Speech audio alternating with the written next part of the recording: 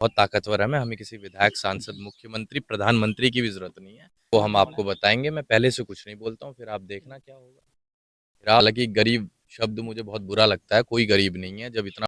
और आज आपके पास लोग हैं और ये लोग आप देखेंगे धीरे-धीरे बढ़ते चले जाएँगे लोग। आज हमारा आज़मगढ़ का प्रवास था, तो ये सूचना हमारे पास परसों भी आई थी।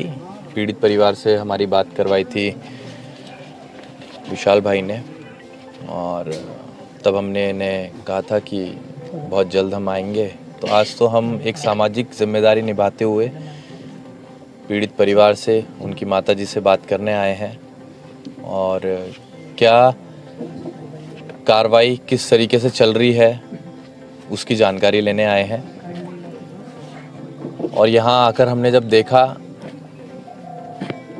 परिवार का रहन सहन, तो हमें ऐसा लगता है कि एक सामाजिक जिम्मेदारी के तहत ये हमारी भी एक नैतिक जिम्मेदारी बनती है कि थोड़ा थोड़ा आर्थिक सहयोग हम भी करें और सब लोगों से करवाने का काम करें, जिससे कि परिवार की दाल रोटी बराबर चलती रहे। क्योंकि परिवार ने एक जिम्मेदार नौजवान को खोया है, जिसके कंधों पर जिम्मेदारियों का बोझ था, और वही एकमात्र लड़का था इनका जो इन्हें कमा कर दे रहा था और घर चलाता था।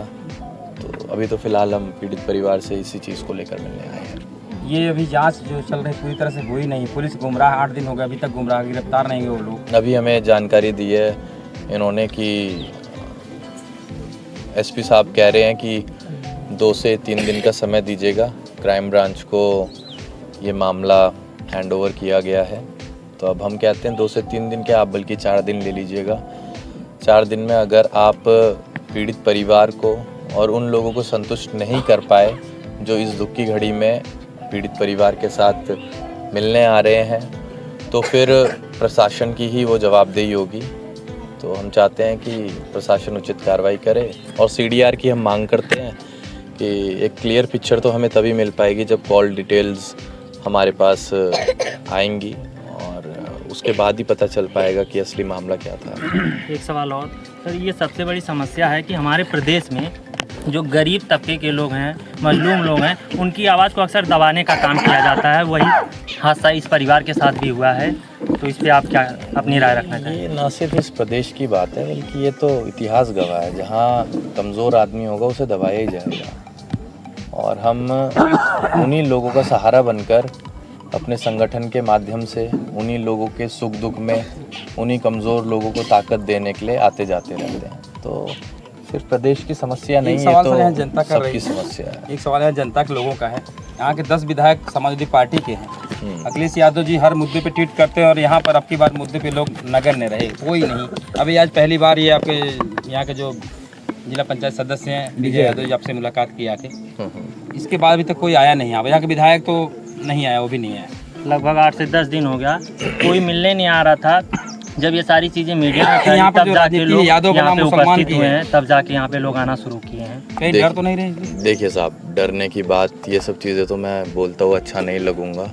रही बात किसी विधायक के ना आने की, सांसद के ना आने की, और पार्टी के सुप्रीमो के पास इस मामले की जानकारी पहुंची है या नहीं पहुंची है, या उनका बयान आया है या नहीं आया है, मैं वो टिप्पणी क्यों करूं। मैं तो एक समाज का आदमी हूं, और मेरे समाज में मैंने देखा कि दुख की घड़ी है, तो मैं अपनी जिम्मेदारी निभाता हुआ दिल्ली से चलकर इनके पास आ गया, इनसे मिलने आ गया। अब वो क्या कर रहे हैं क्या नहीं कर रहे, मैं जिम्मेदार हूं अपने कर्तव्यों का जो मैं कर रहा हूं। अब बाकी कौन क्या कर रहा है, मैं उसके बारे में कुछ नहीं कह पाऊँगा।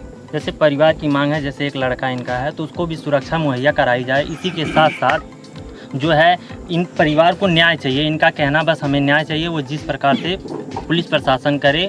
परंतु कहीं ना कहीं 8 दिन बीत गए, आज जाके उस मामले को क्राइम ब्रांच में दिया गया है। एसपी साहब ने ये कहा है, अभी बात हुई, अध्यक्ष जी ने बात किया है, तो किस हिसाब से ऐसा लग रहा है कहीं पुलिस भी तो इसमें लिपापोती नहीं कर रही है, ऐसी कुछ? देखिए, आपने अभी कहा था कि गरीबों के मुद्दों को दबा दिया जाता है ना जी। हालांकि गरीब शब्द मुझे बहुत बुरा लगता है, कोई गरीब नहीं है जब इतना बड़ा समाज है और हम सब संगठित हैं। तो हम गरीब हो ही नहीं सकते। बहुत ताकतवर लोग हैं हम और बहुत अमीर हैं हम। अब रही बात कि प्रशासन दबाव में तो नहीं है, तो आपको ये समझना पड़ेगा जिसके पास आवाज़ उठाने वाले लोग नहीं हैं, उनके मुद्दों को भी और उनकी समस्याओं को भी दबा दिया जाता है। और आज आपके पास लोग हैं और ये लोग आप देखेंगे धीरे धीरे बढ़ते चले जाएंगे, लोग हालचाल लेने लगेंगे और जब हालचाल लेने लगेंगे तो आप देखेंगे कि प्रशासन के ऊपर भी प्रेशर क्रिएट होने लगेगा। वो अपनी कार्रवाई और बड़ी जिम्मेदारी के साथ निष्पक्ष जांच भी करेगा। अगर नहीं न्याय होता सर तो आप क्या करेंगे? फिर वो हम आपको बताएंगे। मैं पहले से कुछ नहीं बोलता हूँ, फिर आप देखना क्या होगा, घेराव होगा, किसका होगा। मैं तो बस इतना कहूँगा आपसे, फिर नेताओं की गिनती मत गिनवाना हमें कि कौन नेता आपके इस घेराव में आ रहा है या नहीं आ रहा है। गगन यादव अकेला काफ़ी है और उसके साथ ये सारे भाई हैं जो अपनी ताकत दिखाएंगे ऊपर वाले के आशीर्वाद से, और बहुत ताकतवर है। हमें किसी विधायक, सांसद, मुख्यमंत्री, प्रधानमंत्री की भी ज़रूरत नहीं है। हम बस इस माँ का हमें आशीर्वाद मिले तो इनको न्याय तो इंसाफ तो हम दिलाने के लिए इतने सक्षम हैं। यही सोच के परिवार बिल्कुल आपका इंतज़ार कर रहा था काफ़ी समय से कि कब आएंगे, कब उनसे हम अपने जो दर्द है उनको बयां कर पाएंगे, और उस चीज़ को जो आज सुनवाई नहीं हो रही उसको किस हिसाब से आगे बढ़ाया जाएगा ताकि इस परिवार को न्याय मिल सके। इसीलिए परिवार पूरे गांव के लोग, पूरी मीडिया आपका इंतज़ार कर रही थी कि कब आप इन सारी चीज़ों को आगे तक बढ़ाने का प्रयास करेंगे। नहीं, आप सब लोगों का बहुत बहुत धन्यवाद। और हम आपसे भी ये निवेदन करेंगे क्योंकि मीडिया बहुत अहम किरदार अदा करता है किसी भी समस्या को या किसी भी चीज़ को लोगों तक पहुंचाने के लिए। तो आप ही लोग अगर इस गांव में ना आए होते, पीड़ित परिवार से ना मिले होते, तो शायद सूचना हमारे पास तक भी ना आई होती। तो आप ऐसे ही खड़े रहिएगा। आगे भविष्य में हमसे आपके लिए जो हो पाए आप हमें भी बता दीजिएगा। हम आपके लिए भी खड़े हैं अगर आप इन लोगों के लिए खड़े हैं तो।